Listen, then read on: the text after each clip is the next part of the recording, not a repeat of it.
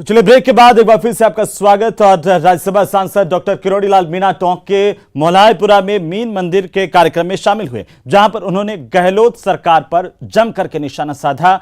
किरोड़ीलाल मीणा ने कहा कि सीएम ने अपराधियों को बचाने की सुपारी ले रखी है। ईआरसीपी को लेकर के भी वे गहलोत सरकार पर बरसते हुए नजर आए। कहा कि इसे लेकर के बड़ा आंदोलन होगा।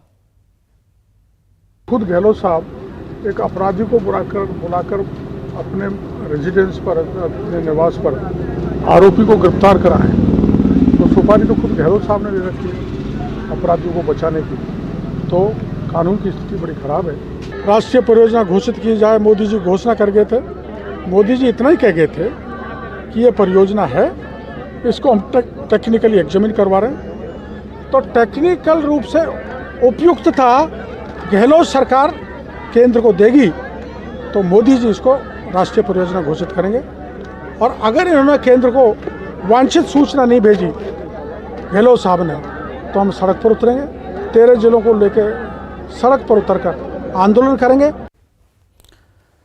तो वहीं प्रदेश में कांग्रेस के कद्दावर नेता और यूडीएच मंत्री शांति धारीवाल एक बार फिर से विवादों में हैं। इस बार धारीवाल पर 50 करोड़ की जमीन पर अवैध कब्जा कर पट्टा बनाने के आरोप लगे हैं। मंत्री धारीवाल पर यह गंभीर आरोप बीजेपी के पूर्व विधायक प्रहलाद गुंजल ने लगाए हैं। इसे लेकर के प्रहलाद गुंजल ने आज एक प्रेस कॉन्फ्रेंस की और कहा कि कोटा के सिविल लाइन इलाके में करोड़ों की जमीन पर नवरंग होटल बना रखा है, जो मंत्री जी का अवैध कब्जा है।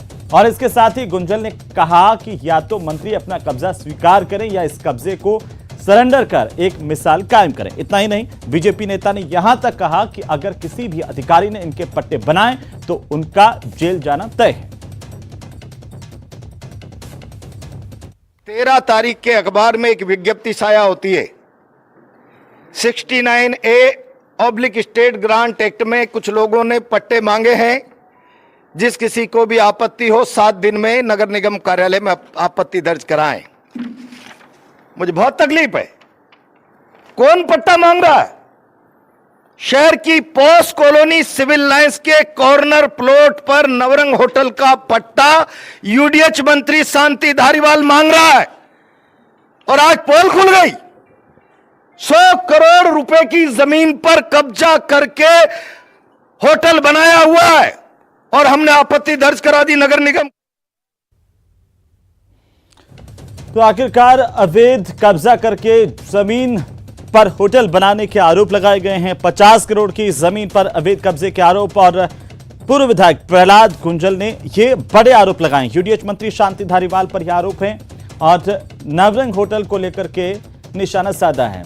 और इसी बीच हमारे साथ भारतीय जनता पार्टी के नेता पूर्व विधायक प्रहलाद गुंजल जुड़ चुके हैं। प्रहलाद गुंजल साहब, स्वागत है आपका न्यूज 18 राजस्थान पर। धन्यवाद। प्रहलाद जी, आखिर क्या आरोप है आपके? क्यों कह रहे हैं कि इस तरह से फर्जीवाड़ा किया गया, अवैध कब्जा किया गया?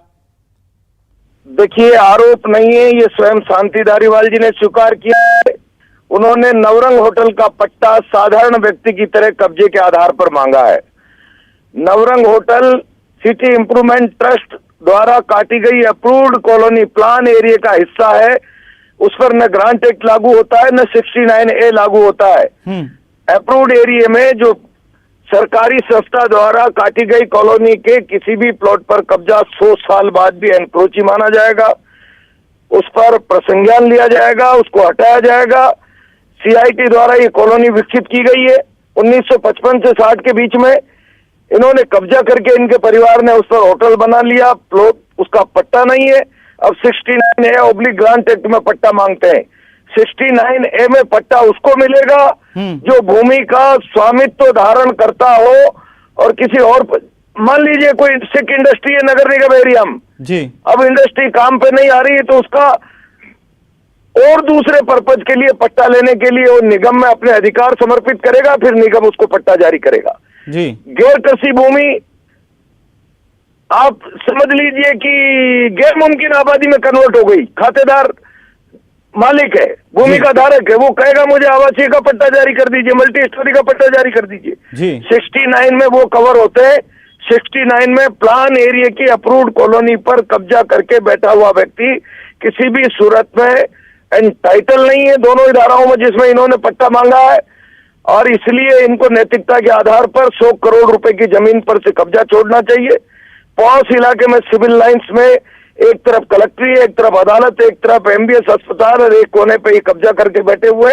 जी। ये अपराध है, परिवार का इनका कब्जा है, सरकार को इस पर कॉग्निजेंस लेना चाहिए। मैंने निगम को आपत्ति दर्ज करा दी है, पट्टा किसी भी सूरत में जारी नहीं होना चाहिए और अधिकारियों को ये समझ में आना चाहिए एकल पट्टे में सीनियर आईएएस संधू जेल जा सकते हैं तो गलत काम करने वाले अफसरों को अगले राज्य में जेल जाना होगा।